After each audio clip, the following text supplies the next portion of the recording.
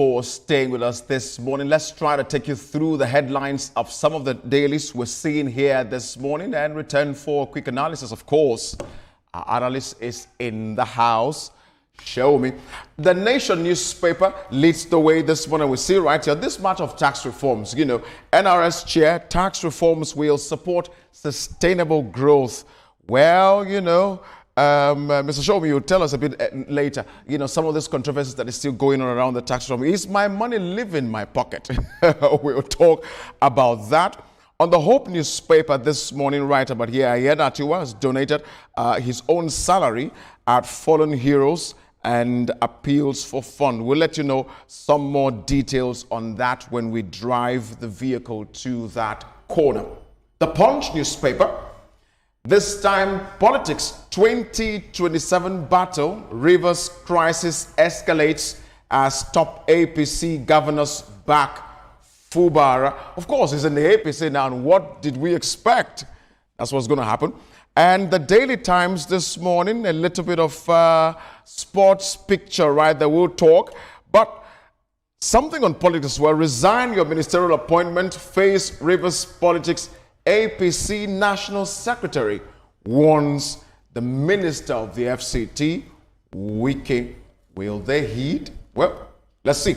The Blueprint newspaper, fresh Niger attack, rescue my 5 abducted children, parents beg government.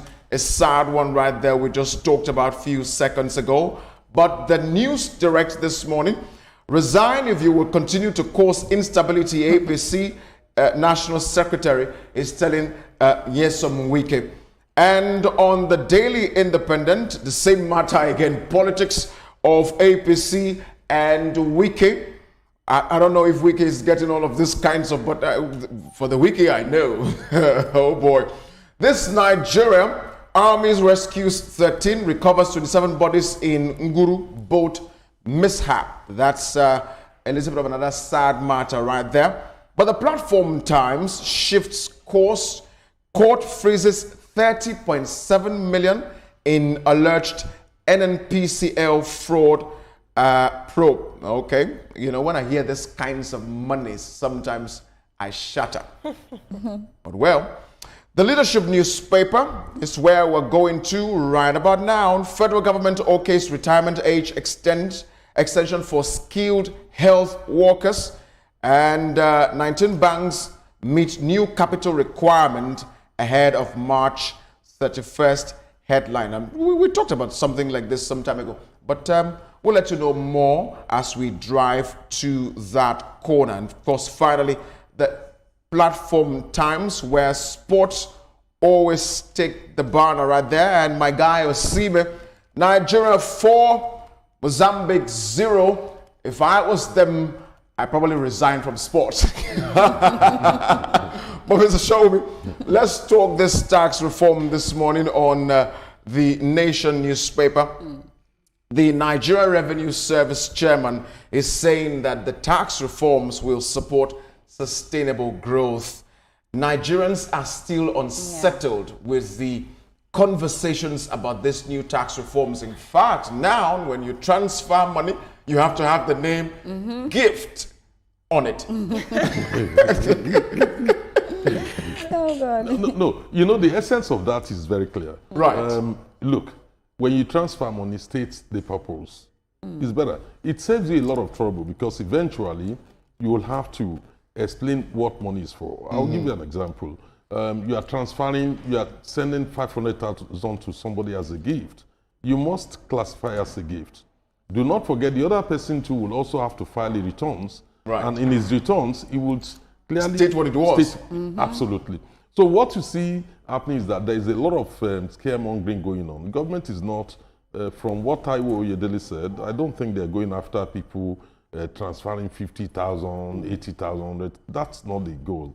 The whole goal is to actually protect the poor, ensure that small businesses, SMEs, you know, are able to survive within the economy, get some reasonable break.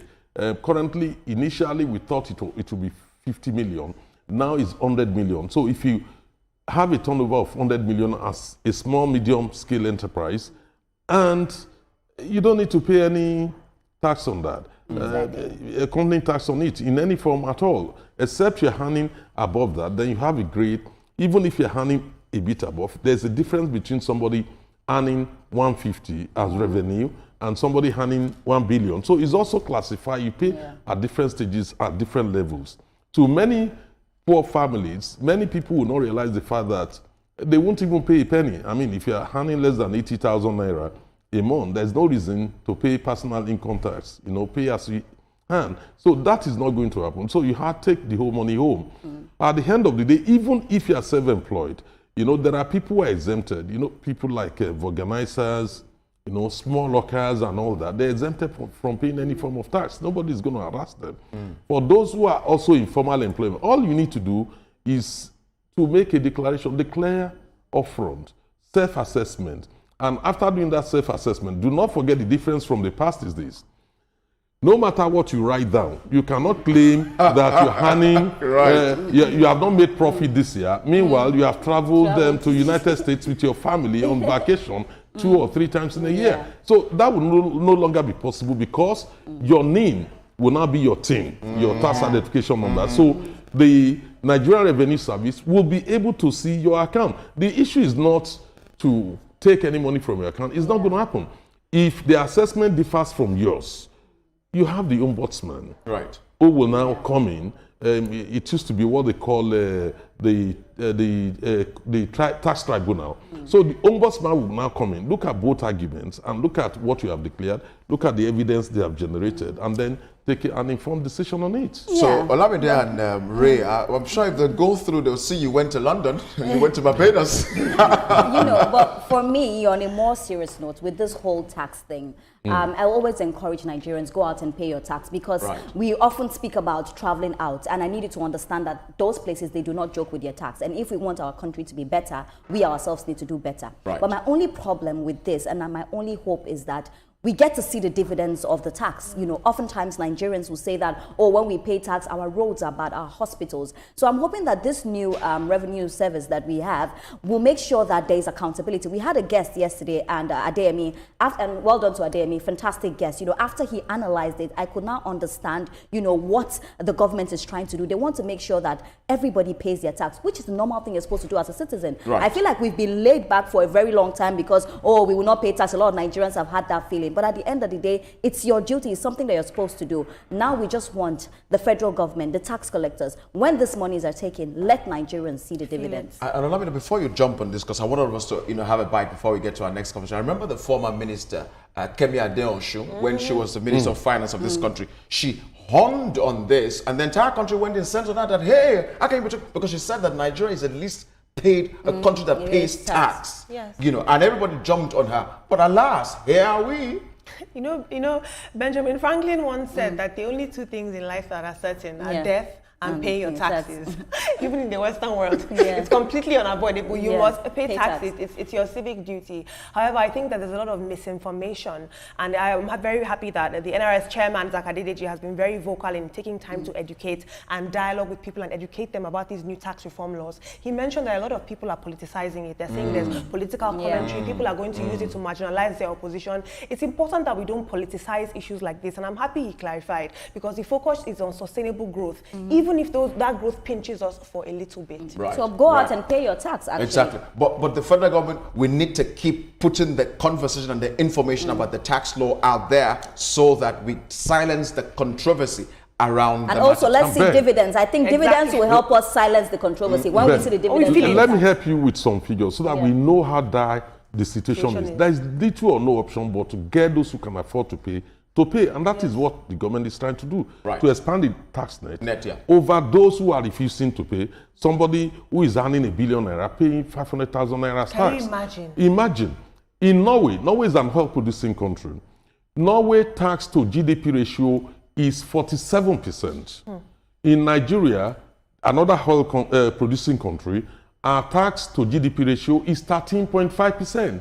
So you can see why Norway is able to save 16 trillion, 1.6 trillion in their sovereign wealth fund, whereas in our own case, we're only talking about something in the Mr. region Shobi, of you know, this is a matter that I'm sure $45 for now will still be in the front burner, and we must keep bringing this kind of information to Nigerians so we all know what we're doing. But let's leave it there as we make our way quickly to some political matters right about now. The Punch, Daily Times, Independent, This Nigeria, The Blueprint, as well as News Direct are all on this matter of Wiki and the APC. Mr. Shobi, let me ask you very directly. Is the Wiki troubling the APC in any way? Wiki is not in APC. Wiki is a member of PDP. Look, the APC is very clear. I mean, the constitution is very clear. Whoever is the governor is the leader in the state. But in the case of Rivers State, it's unique in a different sense, because you have a situation where both the opposition party and the ruling party have also pledged to support the president. And both of them, you now see competing forces who, amongst, between both parties, you know, will produce the governor. And again, there are also other dynamics going on within the party. You know, no matter how you look at it, one party would lobby some other people, the other people will lobby some other people, and we see that playing up. Eventually, they'll sort it out. It's an in-house affair within the APC. Indeed it is. Indeed it is. You know, but Nelson, quickly just to butt into what Mr. Shomi said. When we say that Wike is not the APC, it seems like because right now there's something we're saying that. But we can just say that he's not a card-carrying member of the APC. I think that that is what we should say. No, honestly, he's a supporter of the president. Because I think it would be wrong to say that he's not. Let's just say he's not a card-carrying member. No. He's a supporter. He made it very clear that he's supporting the president. Exactly. But the things that Wike has done are for the betterment of APC. He has said it many times. I would think Wike is more of an APC person than a PDP person, actually. But he just doesn't have the card of the, of the APC. But even speaking about this issue, it's so sad to see that right now we are not thinking about governance, but we're actually thinking about political fights. And this whole thing between Wike and Fubara is just like, okay, somebody wants loyalty and somebody wants, independence. There's a video I saw of Wike, AIT, I can mention, he had a conversation with a long time ago, and he was speaking about godfatherism, and he was saying that he's something that he doesn't even want. It was something that is not even the best. I think that if Fubara is the governor, let him do his job. I like Wike. I mean, Wike, everybody knows it. Yendeba, I'm for Wike. But I think that at some point, we need to stop all these conversations. Let us focus on governance. Because the more you're trying to bring fight in the APC, trust me, politics is very dynamic. Before you know, you think you're so relevant somewhere. Before you know, you're not anymore. So he also needs to tread carefully as well. Let's see what happens in Rivers State in the coming, next term of Governor Fubara, if it would be APC or the PDP. Absolutely. I strongly. It's interesting to see that Wike is the FCT minister, but he still has very strong roots in Rivers State. And when I'm seeing this exchange between him and Ajibola Basiru, it's a personalities versus political party fight. That is what I'm seeing. I feel that Wike is asserting his local dominance, and he's sending a signal that I might be in Abuja,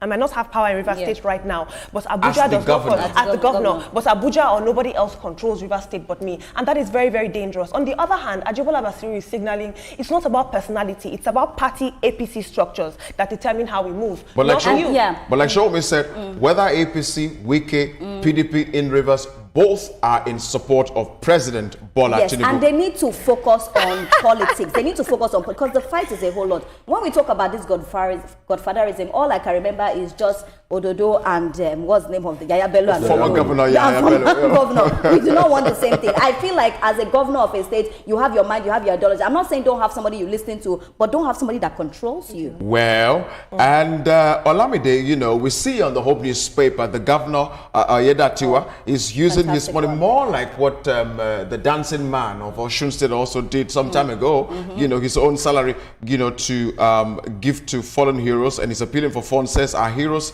sacrifices can never be forgotten. Veterans' welfare remains top priority. Absolutely. Looks like a good move. Yeah, absolutely.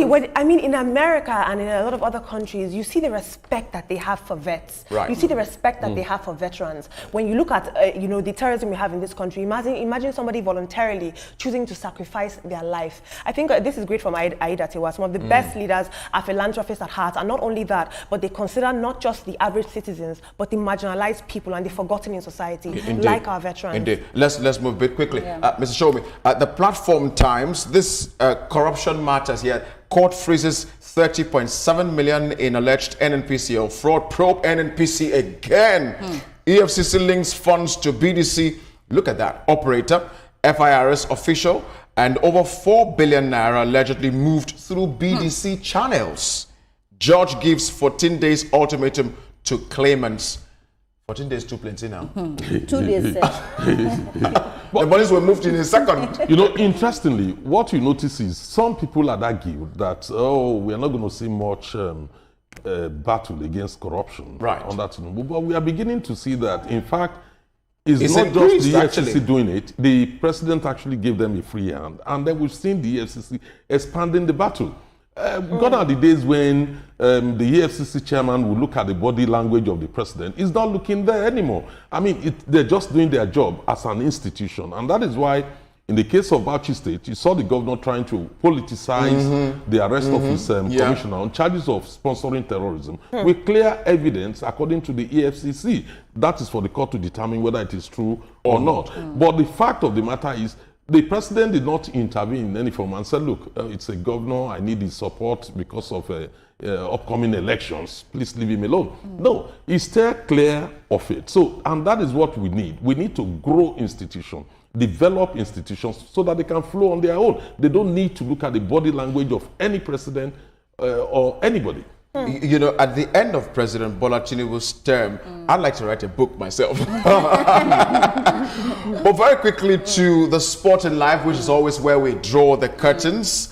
Olamide and Ria, I'm sure you all were. Did you watch the match? I'm going to let Ria predict because she has been correct and my money is on her. I've won some. This girl, really? This lady right here. That's not what happened. No, Mr. Shomi, we're on national TV. Is that what happened? Is this time to air her dirty laundry? Is this time to No, but you're also right. I'll tell you why. She predicted yesterday, right, 2-0. I predicted 3-1. Again, 2-0 margin. I had a 2-0 plus my 2-0 margin. That's 4-0. We are both right.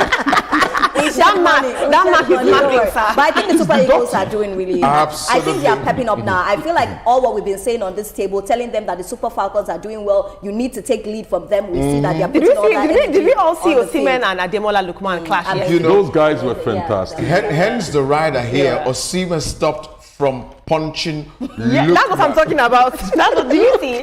And then after the match, they asked Lookman, like they said, what happened between you guys? You guys had a big fight, and he was a wonderful sportsman. He said nothing. What are you talking about? We had a football match. It's all about scoring goals. Obviously, enraged over the fact that they could have increased the tally to 5. Yes. That would give him, some relaxation. Absolutely. Sort of. But unfortunately, Lookman decided he's assisted to do his own thing. He wanted to do his own thing, and that one didn't go in. So but I'm just glad that at the end of the day, show me likes football. We celebrate. No, of course. I like Osimhen and I like Ademola Lookman. They are fantastic. Two fantastic players. The Super Eagles came up as Eagles, and our very we're glad. own Messi. We thank them for doing us a very good one. But that's how far we can go in the newspaper review segment this morning. Still ahead on TVC Breakfast, President Tinubu directs security agencies to track down and apprehend perpetrators of Niger State attack. That would be after this break.